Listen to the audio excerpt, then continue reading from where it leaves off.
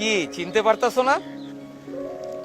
শুনো, আমি ঢাকায় আসার পর মাত্র 10 মিনিট লাগছে তোমার টেলিফোন নাম্বার জোগাড় করতে, আর 5 মিনিট লাগছে তুমি কোথায় আছো এটা জানতে, এবং তারপরে আমি চলে আসছি চিরাং। এখন তুমি বলো চিরাঙে কোথায় শুটিং করতেছো? কই, আমি তো চিটাগাং না, আমি তো মহেশখালীতে শুটিং করি। আমার সাথে চাপাবাজি করো না, ঠিক আছে? আমি সব ইনফরমেশন নিয়েই চিরাঙে আসছি। তুমি আসলে কি চাও বলো তো? আমি একটু তোমার সঙ্গে কথা বলতে চাই। কি বলতে চাও বলো? সেটা আমি তোমার সামনে সামনাসামনি দাঁড়ায় বলতে চাই। সেটা সম্ভব না। শিমু, তোমার সাথে আমার কি কমিটমেন্ট ছিল?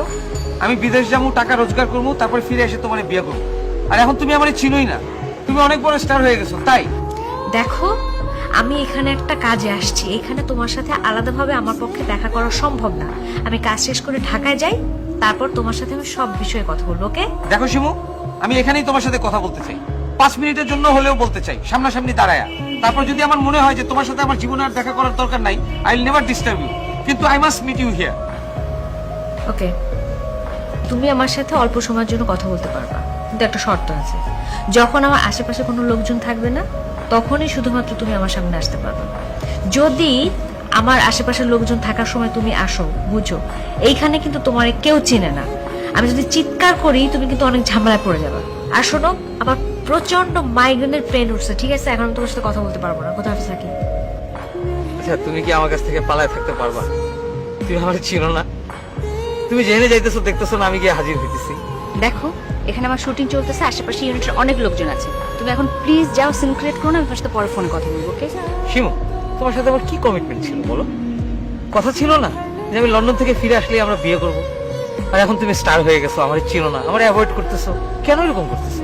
দেখো প্লিজ, তুমি এখান থেকে যাও। হ্যাঁ, আশেপাশে আমার শুটিং চলতেছে, কেউ যদি দেখে, তুমি বুঝতে পারতেছো আমার অবস্থাটা কি হবে। তোমার পুরো ক্যারিয়ারটা এলোমেলো হয়ে যাবে। তুমি তোমার ক্যারিয়ারের কথা বলতেছো, তুমি তোমার লাইফটাই পুরো এলোমেলো করে দিচ্ছো। প্লিজ তুমি যাও, তোমার সাথে পরে ফোন করবো। তুমি টেলিফোনের কথা কইতেছো, আমি লন্ডন থেকে তোমার কোটি কোটি বার ইন্টারন্যাশনাল কল করছি, তুমি প্রথম প্রথম কথা কইতা, পরে এমনও হয়েছে যে আমি না খায় তোমার কল করছি, কিন্তু তুমি আমার ফোন ধরো।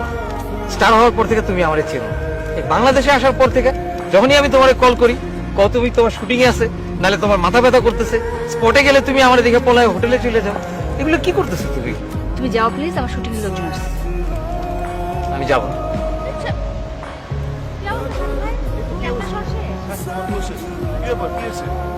না প্লিজ ভাই, আপনি যান, এখন তো অটোগ্রাফ দেওয়া যাবে না, আমার শর্ট আছে এখন। হ্যাঁ, আর তাছাড়া আপনার কাছে তো কাগজও নাই। আমার শুটিংটা শেষ হোক, তারপর অটোগ্রাফ। ওকে? যান না প্লিজ। তুমি কত নম্বর রুমে আছো এটা আমি খুব ভালো করে জানি, আমি তোমার আশেপাশেই আছি, তুমি ঘর থেকে বাইরে আমারে দেখতে পারবা। তুমি এইখানেও চলে আসছো? তাহলে আর কই যাবো? আচ্ছা, এখন একটা কাজ করি, আমি একটু তোমার রুমে আসি, তোমার সাথে একটু কথা আছে। আর তুমি কি পাগল নাকি? হোটেল ভর্তি শুটিং এর লোকজন, তুমি আমার রুমে আসবে মানে কি বলবে লোকজন সব? তাহলে তুমি আসো, চলো আমরা বাইরে কোথাও গিয়ে কথা কই। Are you crazy? তুমি জানো যে এই খবর ইন্ডাস্ট্রিতে জানলে কি অবস্থা হবে, আমার ক্যারিয়ারের উপর কি ইম্প্যাক্ট পড়বে? শোনো, আমি এখন খুবই গুরুত্বপূর্ণ একটা কাজ করতেছি, আমি কথা বলতে পারছি না, পরে কথা বলবো। Okay bye.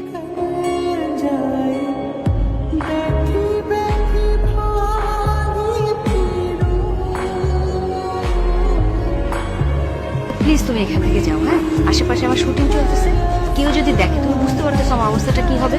আমার পুরো ক্যারিয়ারটা এলোমেলো হয়ে যাবে।